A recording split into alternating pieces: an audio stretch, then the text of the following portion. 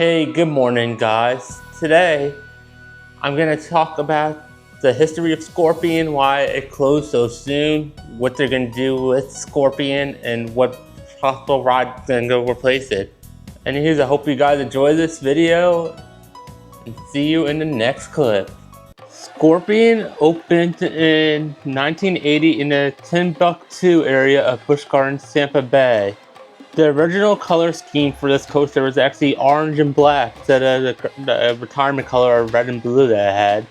The manufacturer of this roller coaster is Anton Schwarzkopf, and it was designed by Warner's, I probably could say the name wrong, Siegel.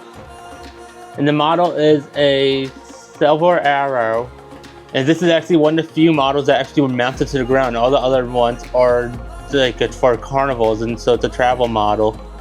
But this is a one-of-a-kind looping coaster that they had at Busch Gardens when they first opened, like shortly after they opened the Timbuktu area.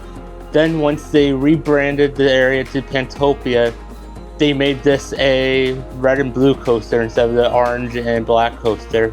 Like where the loop is, will see the black thing around there, and then where the track is, where the black thing is, you'll see. So the track itself was orange and the other part was blue. This was an incredible looping coaster. It was operating fine till last second, and that's why they were forced to close it early. So Busch Gardens Tampa actually only gave their fans of the roller coaster 1 week notice originally to go ride it. That means it had to break down or something happened that they had to shut it down within a week time frame.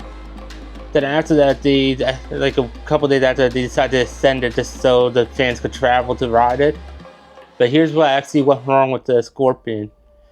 At the end of the ride, there's trim brakes in the block station. The train itself was overshooting the trim brakes, which caused for it to go speeding a little bit faster into the station. Luckily, one of the times I rode it, it didn't do it, but the second time I rode it, it did it. It overshot the trim brakes a little. But this roller coaster was one of my favorites there. It was not smooth whatsoever. It was a little bumpy, but just favorite because of my memories I had on it. It's not Iron Gwazi level, but it's still one of my favorite roller coasters there. I personally really like this layout, but it overshot the trim brake, unfortunately. I think it was on this ride. It overshot it a little bit, as you can see from the clip that I had there.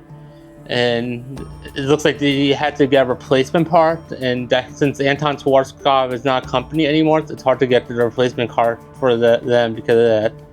But now I'm going to dig on deeper and tell you what they're planning to do with that roller coaster. So according to what I'm hearing, Busch Gardens actually sold the roller coaster to Knott's Berry Farm in Buena Park in California. Which I'm hearing they sold it to them so they could use a loop from Scropion, so they could remake Montezuma Revenge, the park shuttle looper that's made by Schwarzkopf. And since Schwarzkopf's not a company anymore, they actually were able to buy this roller coaster for it after they found out the trim brakes in the block station weren't working. So if you guys still want to get a little bit Scropion, you can go to Knott's Berry Farm when the Montezuma Revenge reopens. Anywho, I hope you guys enjoyed this video. Make sure you like the video and subscribe to my channel if you like more videos like this. See you in the next video. Bye.